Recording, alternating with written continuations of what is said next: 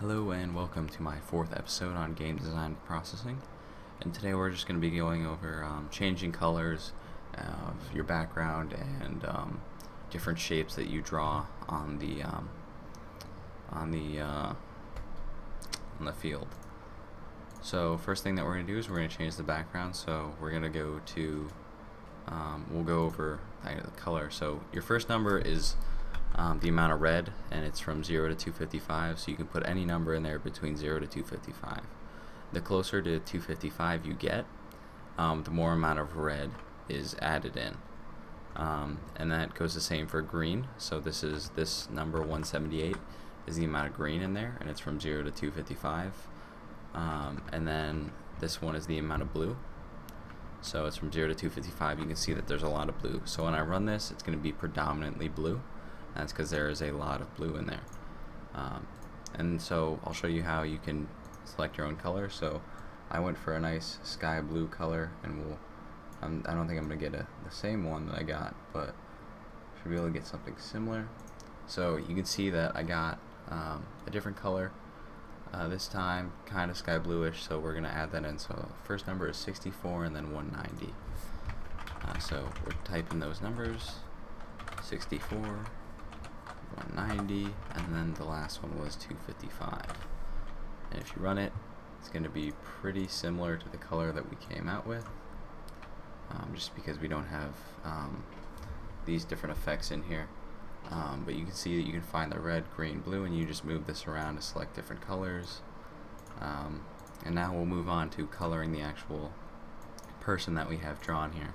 So first thing that we're going to do is we're going to fill in each one of those, and we're going to, just like it says, we're going to type fill, parenthesis, parenthesis, and it's the same system. So we're going to make the body red, so we're going to do 255, 0, 0, and that's 255 out of 255 red, and then no green and no blue. And then we'll do the next ellipse, we'll do fill, and we'll make this one green, so we'll do no red, 255 green, and no blue. And then we'll make the last two eyes blue, and we'll do that with fill, 0, no red, no green, and then 255 blue. And I typed file instead of fill. And see now that we have blue eyes, green head, and red body, and a red rectangle. So you can see that we were able to change it by using the fill function.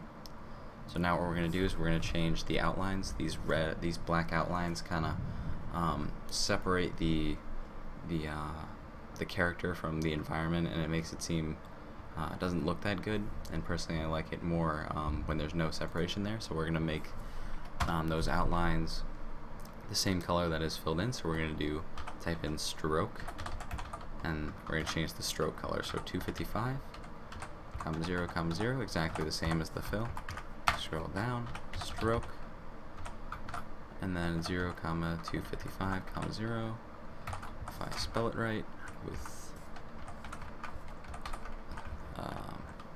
and then we're going to make, so we made that one the same as the fill, and now we're going to do stroke, 0, 0, 255, and you can hear that it's thundering outside. And also that the stroke color has changed from green, or from black, to whatever it is being filled in with, and this gives it a much better effect of being one with the environment that it's put in. And now we're going to move on to actually that's about it. That's about all we need to go over. That's color. That's how you change the color of different objects. In the background, again, it's red, green, blue. Oh yeah, but one last thing. So if there's only one number in there, it's 0 to 255, 0 being black. So if you just put a 0 in there, it should be black. And you can see the lines, the stroke are filled because that last stroke. And then if it's 255, it's white. So that's just, if you're one number in there, it's 0 to 255, black to white. And that's all I really had to say about color. Come back next time for another episode.